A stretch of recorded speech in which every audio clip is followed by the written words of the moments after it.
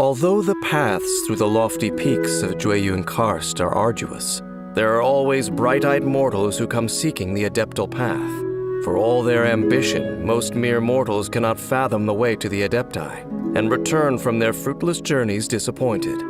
Yet those fortunate enough to encounter some hardship may suddenly find themselves being rescued by a divine young lady. Stunned by the elegance of their silver-haired savior, they hastily begin bowing excitedly in reverence and adulation, only to find their Adeptus rescuer remain indifferent and leave without even a second glance. I will do as you command.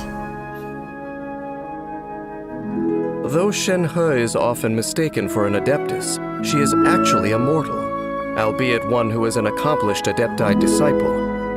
Being naturally gifted, and having learned polearm combat and various adeptal arts from her masters, exorcising evil spirits is a mere trifle to her.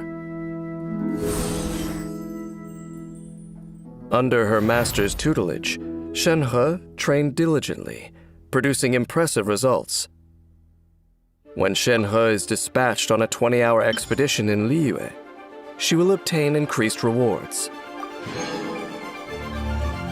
Shenhe's normal attack can combo up to 5 strikes with her polearm, dealing physical damage.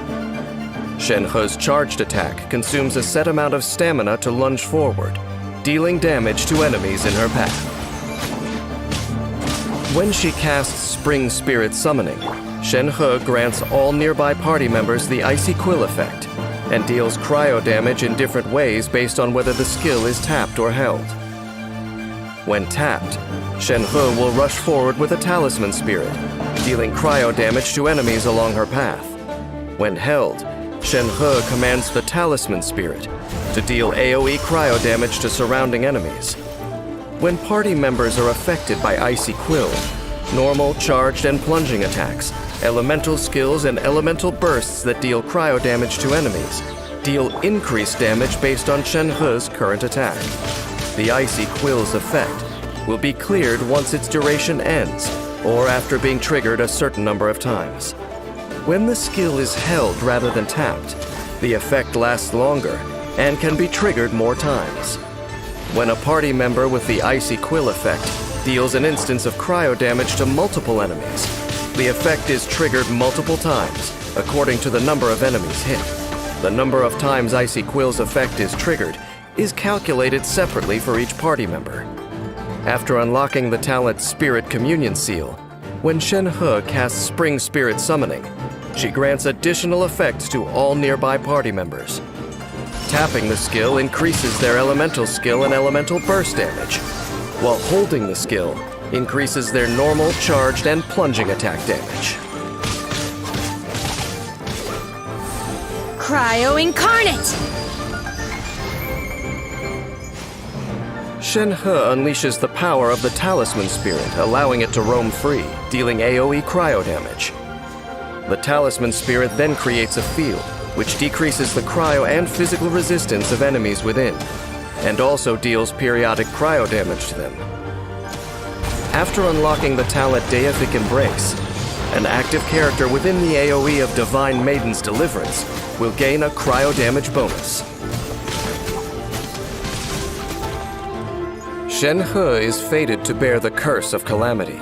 As cautioned by the Adepti, she is careful to avoid harming the innocent. But as for those with malicious intent, she is only too happy to put them in their place by giving them a taste of the Adepti arts. Shenhe's Spring Spirit Summoning is the core of her skill set, offering support to other cryo party members with the Icy Quill effect. In battle, proficient use of her elemental skills tap and hold effects allows Shenhe to shine by enhancing the party's attack capabilities. When energy is full, Shenhe unleashes her elemental burst, decreasing enemies' cryo and physical resistance, and creating the opportune moment to defeat the weakened enemies.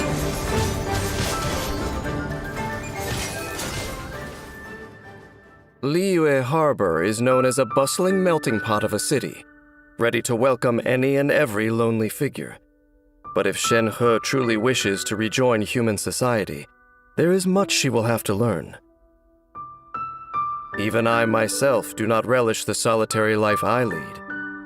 When others are fortunate enough to meet a companion for their journey, I sincerely wish them the very best. After all, to this day, I hold that people should be authors of their own fate, both the crane ready to make peace with the past, and the beast with a grudge to bear have the freedom to make their journey home.